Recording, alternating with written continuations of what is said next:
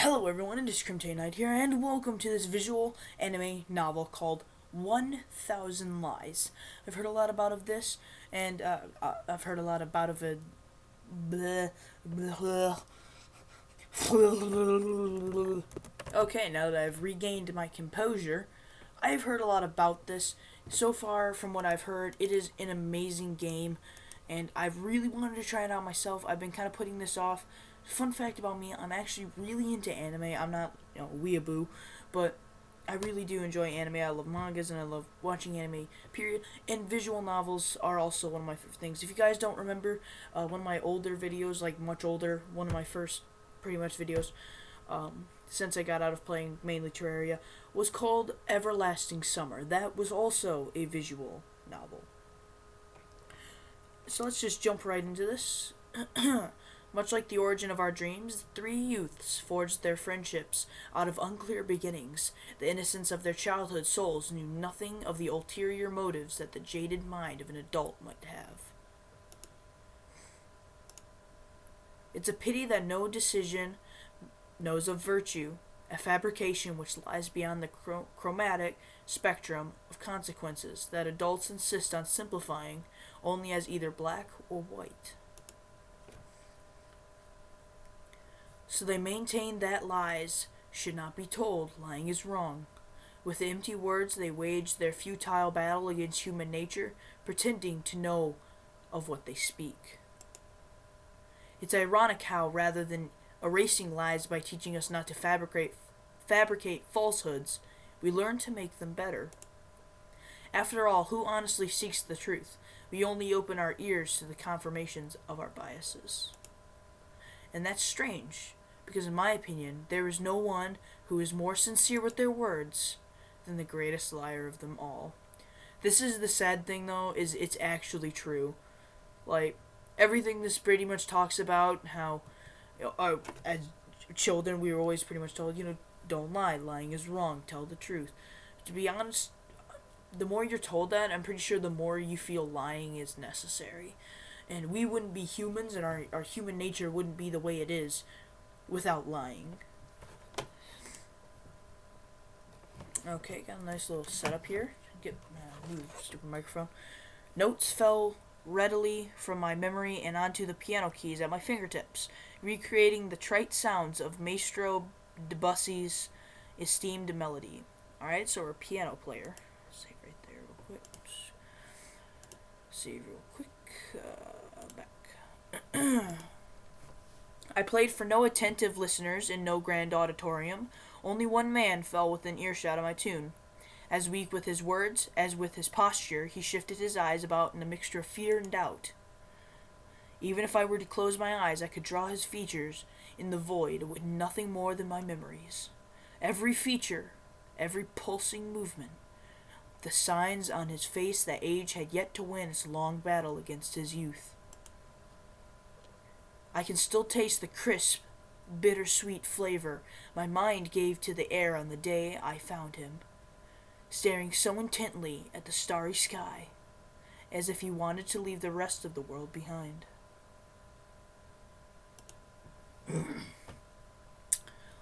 The infamous night, quietly overseen by Maestro Debussy, would change everything forever.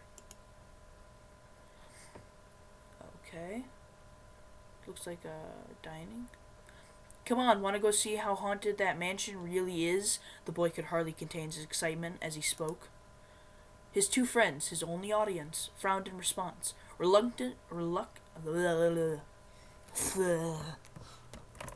only audience frowned in response, reluctant to give him their answer. They couldn't be fooled by such superstitions as ghosts. Nor were they motived to spend their time disproving their existence. Yet somehow they just couldn't find it in themselves to say no to their eager friend. Perhaps due to his eloquence, or to be frank, his persistence. Alright, so we have a persistent young person. Their entrance was heralded by abandoned spiderwebs, ramshackled walls, and frayed curtains. Unfortunately, there were no specters to speak of. The boy had little need of his ghost now, though, for his trembling signs of fear had gripped his friends, served more than adequately as his entertainment for the day. So our intrepid leader took point, taking his exploration party deeper into the dust-viled interior of the old mansion. He brought his attention to a single book laid atop an aging podium, a sure sign that no pages of content were more worthy of reading than those found within this centerpiece on display. His words were still legible, if only just, and apart from the rest of its treatise of keeping close relationships unbroken, it offered a dire warning. Desecrating that which does not belong to you will bring nothing but punishment.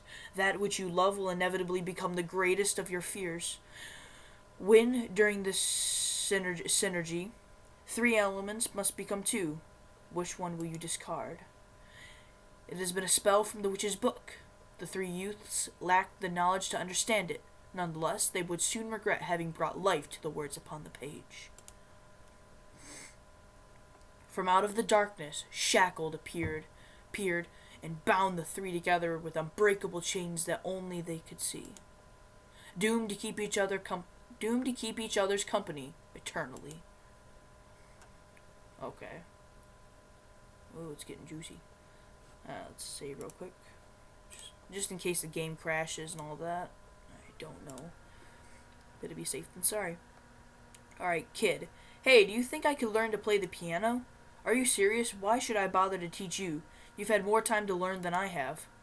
No, that's not what I meant. I was just curious. Alright.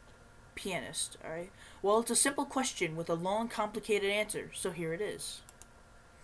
No. What? Why not? Do you really need me to spell it out for you? You're the expert. It shouldn't be hard to tell me what's wrong. What's wrong? Oh, well, where do I begin? For example, those sausage links you call your fingers. You think there's any instrument that would accommodate you? Sounds like you're just trying to make me go away. I've never heard of anyone not being able to play a piano for such a stupid reason. I suppose that depends on your goals. You can bang away at the keys to your heart's content, for example. You're not very good at the pep talking thing, you know? Alright, so story's ever expanding. It was a strange spell which bound the 3 youths together. Should they try to spread out and seek their own paths, the chains on their legs would grow tighter, keeping them together. But if 2 of them agreed to stay close to each other, they would grant the 3rd prisoner an extended length of distance.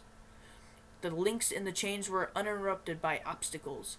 They only enforced the proximity by which its prisoners must be held. Still, they could find a way to live with their curse, with none but themselves being the wiser to it.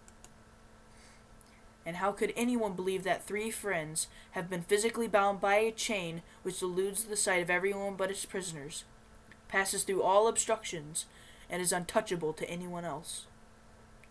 Wait, but if it passes through all obstructions, wouldn't that mean it would also pass through their legs?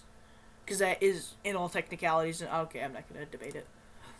Under the premise that they used to spend all their time together, none of them thought the incident would harm their lives too much. Using their imaginations, they could manage some way to go on with their lives. In time, a change came upon them. Just as the origins of their friendship remained unclear, so too would it be difficult to pin down just what they had kept them united.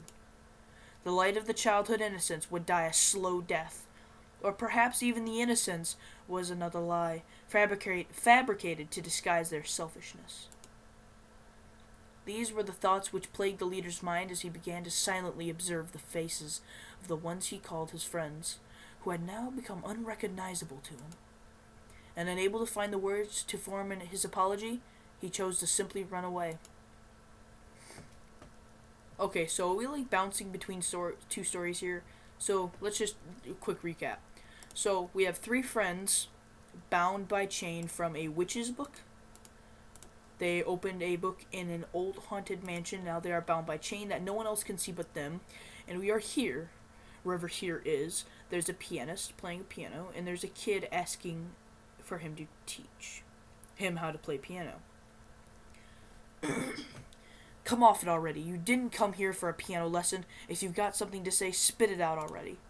But the kid merely choked on his words, unable to force his thoughts into the open air. You don't have to say a thing if you don't want to. You're a grown man and you can make your own decisions. You don't need me to tell you what to do. Just know that every choice comes with a price. I don't want you to come crying to me later as if I were responsible for your decisions. Through the corner of my eye, I could see that no amount of shaming language would drive him away. Oh wait, so we're the pianist. He still milled about in his own indecisiveness.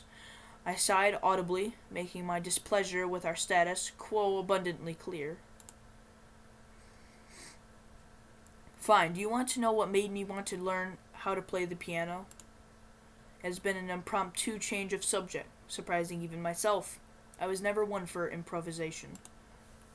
Bringing a close to the piano's melody, I pushed myself away from the keys. I raised my hands up, as if to display them alongside my words.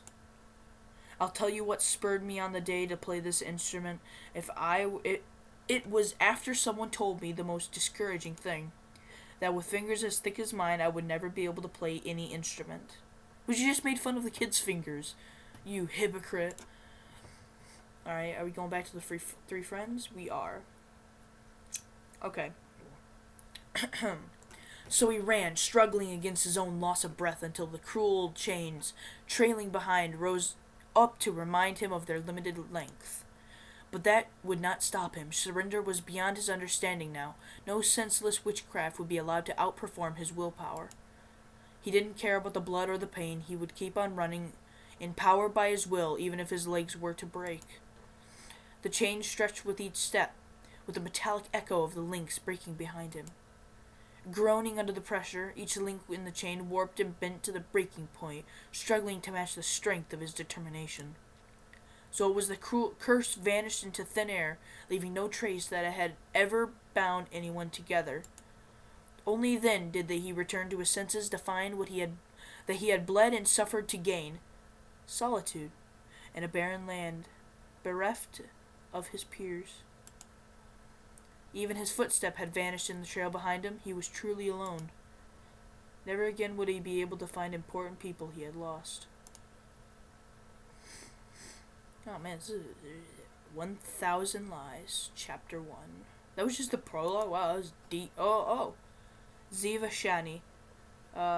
Okay, I'm gonna butcher these names like so hard. Just chill, alright? It's gonna be bad. It's gonna be awful. And we will be right back. Alright guys, I'm so sorry about that. I accidentally clicked. It said, Edian, I know how you feel about me, but I mean, we spend a lot of time together. It's fun being with you, but like, you're a great friend, so it would be better not to lose that. Guys, class announcement. He just got friend zoned. Like, hard. In class, on a school day, by Ziva Shani. Toasted. You're a great friend, so it would be better not to lose that.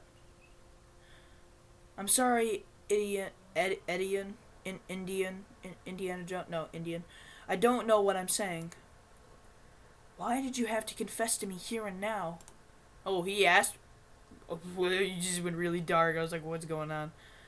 It's not you. Oh. Okay. Sound like a female. Sia Ra in. Alright. Sia Ra in Indian. I'm just gonna call him Edian. It's not you, it's me. Is that what you wanted to say? But the truth is that until now I was your second choice, the backup in case the first didn't pan out. Am I wrong? No, it's not like that, I swear. That's precisely the issue, Ziva. I'm tired of hedging my words with you, with everyone. I knew that nothing could ever be the same after confessing, after expressing how I felt. I thought you would accept my feelings, and I was happy. I couldn't believe that someone like me could connect with another person. Is this guy like an outcast? Although now I see that it was all fake. I've been thinking about it, and now it's clear to me. One of us has been playing with the other's emotions without considering the consequences. And now you don't even have the courage to go back, in spite of finding out the truth. Don't you see that with the attitude, we can only hurt ourselves? I thought I loved and adored you. Now, I'm not so sure. Maybe I was deceiving myself all those times we spent together. Or maybe it was just my lack of experience. The only thing I do now, the only thing I do know is that we can't keep going down this painful road. And even so, a part of me doesn't want to let you go, even if that means we're only friends. Even knowing the suffering that awaits me. Oh, God. Be right back. Okay, well, after 15 minutes of trying to look up that god-awful name, it's Kieran. What are you thinking? How could you say something like that? Oh God, that was, I'm so sorry if that came up on audio. I am so sorry. Whisper spreads throughout the classroom. As expected, we become the center of attention, and students from all of the nearby classrooms crowd around to eavesdrop. The pressure put on me by the current situation makes my legs begin to shake. Still, somehow I manage to look calm and composed. Aussie Ealdwan? Oh, I didn't mean to do that. I'm assuming there's not a way to backtrack, is there? The next class I'm going to start any moment, and I don't think... Alright, Kieran. You're one to talk, Aussie. Everything is your fault, after all. Huh? What did I do now? Oh God, they're both here. Ziva, so you already knew. Nobody told me. Is that what you're worried about? I figured it out on my own. I just had to put two and two together. Oh yeah, these guys like dating? I don't think I understand what's going on. Would someone care to explain? Yeah, Ziva, do it. Explain it to him. I wouldn't be able to forgive myself if I ruined the lives of my two best friends because I was selfish. I've already been rejected. Whoa, okay, you're taking this way too hard. Like, let me just save real quick. Like, honestly, you're like freaking out over this whole rejection thing. It happens. Get over it. I would know. No, I'm kidding. Are you sure about that? Idiot. I don't want to. Ziva puts her hand on my shoulder as she tries to cheer me up. You have to go for his dick. Okay, I'm sorry. I nod at her to indicate that she can continue. Then, I choose to walk away, leaving them in silence. Pushing my way past a crowd of students and a teacher, I head into the hallway without ever looking back. I'm running away, I know, but there are times when being a coward is the only way to survive on the battlefield. That is actually true. Take, let's just throw in a random reference in here. Battle of Concord. Yeah. Lexington and Concord. If you think about it, all those militia would have died if bunch of other boring history stuff. From the hallway, I can still hear what's happening on the other side of the door. I can hear the woman I love declaring her love for another. Oh, that's sad. Her love for another man. The students inside the classroom suddenly erupt in various noisy reactions. The combined sound deafens everything else. Even then, there's still a sound I can't ignore. My heart is broken, leaving me feeling empty inside. How foolish! I am no more than a feeble cuckold. I resign to never leave his nest. My soul is sinking further into the drain of desperation while the world keeps spinning. I am unable to bear the sound of everyone else's happiness. My sanity is blinded by jealousy, which in turn causes me to retreat into loneliness. I'm not even a third of the man I used to be. For what reason should I keep this farce up? I'm sorry, Ziva. I would be lying if I said that I didn't like you. Oh my God. Then what's the problem? There's no problem. You're beautiful, any man's ideal woman. I've dreamt of you many times, of us being together, going on walks while I hold your hand, even our wedding. Okay. Creepo status. Right here. Creepo status. Creepy motherfucker. I've dreamt of the house we would buy, 3 kids we would have, the names we would give them. Okay, future rapist. I'd watch out, man. I mean, I don't know about you, but if I was in your position, I would like bolt out with that other guy, whatever his name was, Karian, whatever. Aussie. Sound like an Australian penis pumper. But it's impossible now. The truth is, I'm in love with someone else. Oh my god, this is gonna be one complicated plot line, isn't it? So it is true. I had suspected it, and I couldn't believe it. She's here, right? Teacher all along. I mean, what? That's right. I'm talking about the new substitute. I called that so hard right there. I called that, and everyone who stuck with me so far, this far in the video, knows I called that. Everyone's alarm bell goes off. In unison, everyone's gaze shoots towards the entrance of the classroom. Standing there, and the wide-eyed substitute teacher, ready for her very first class. Tension causes her to drop her books. A soft, stuttering noise is all that her brain can proceed right now. Regardless, she didn't need to say anything, not before she got cut off by sudden hysterical applause. Great, how fantastic. I knew beforehand that something like this might happen. Oh, Syrian's right. Syrian's back. The silence is deafening.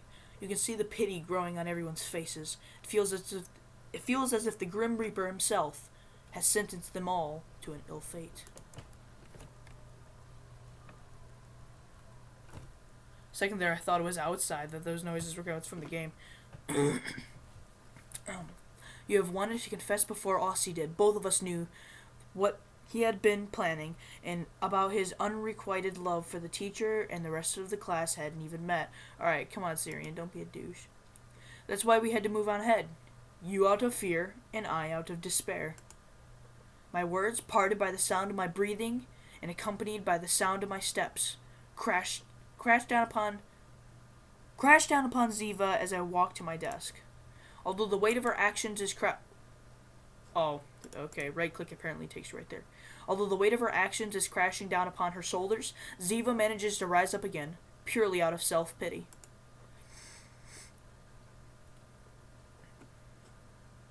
That does not look like your real hair. That does not look like your real hair. Look at that TV, though. Oh, look at that high definition.